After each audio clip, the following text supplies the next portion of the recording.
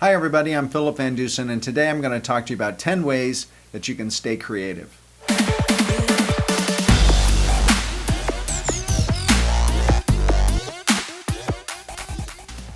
So on this channel, I share insights on strategic branding and graphic design for entrepreneurs, brand owners, and creative professionals. All of those careers rely a lot on creativity.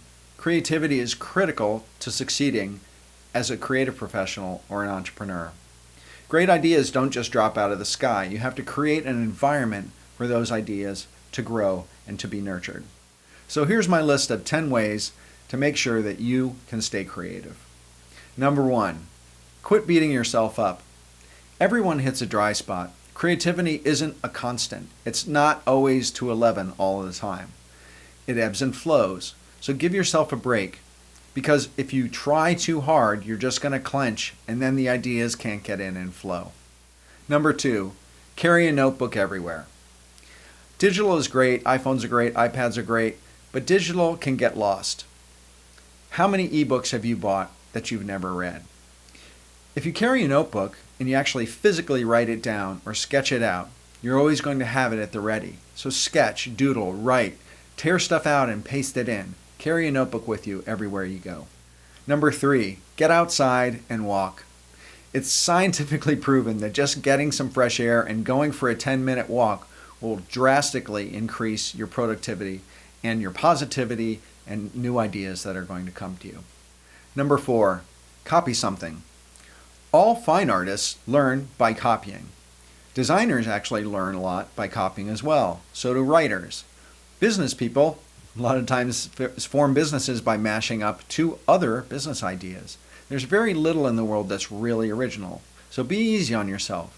And if you're having trouble with creative ideas, just copy something. It'll get the flow going, and eventually some new ideas will pop up for you to explore. Number 5, change your environment. I noticed that when I was spending a lot of time in my home office, when I got on a train and went into New York City, I'd have this explosion of ideas, and I'd be writing down all these blog ideas and lists and things I wanted to do, and I realized that just getting out of my office and getting on the train was this change of environment that really brought forth this explosion of ideas. So if you want to stay creative, change your environment. Go to the library, get on a train, take a drive, take a walk. You can even go as far as just sitting in another part of the room and looking at something different. Break the monotony. Number 6, do something new.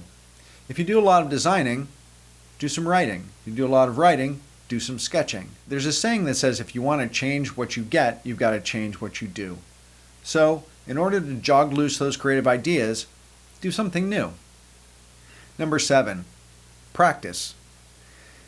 Instead of thinking that what you're creating is going to be the final product and crafting it to make sure it's absolutely perfect, create some stuff that's you're definitely going to throw away. You're not going to keep it. It's going to be impermanent. When you do that, it takes a lot of pressure off you, and it also gives you an opportunity to practice whatever it is that you do without the pressure of producing something final.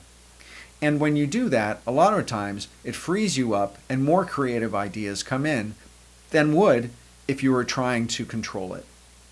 Number 8, calm your mind, meditate, and just stop. In today's fast-paced digital world, where we're on our phones, we're on our laptops, we have TV coming in, we have music coming in, too much input doesn't leave space for ideas and creative thoughts to gestate. So I highly encourage you to take some time out of your day and turn off all the input. Turn off your phone, put your computer to sleep, and just sit with yourself. You'd be really surprised how creative ideas will flow in. Number 9, brainstorming. Brainstorming is a great methodology for creativity. Whenever I have a brainstorming session with a client, I always have this saying. It says, no poo-pooing. And what that means is, when ideas are coming out in a brainstorming session, there should be absolutely no filtering. You shouldn't say it's a good idea, it's a bad idea, well, I'm not so sure about that. There are no bad ideas. You put it down, you capture it, and you come back to it later. You'd be surprised how ideas that you might have filtered out actually turn into something. And finally, number 10, feed your mind. There is so much amazing visual inspiration out there. both in print, which still exists by the way, and also on the web.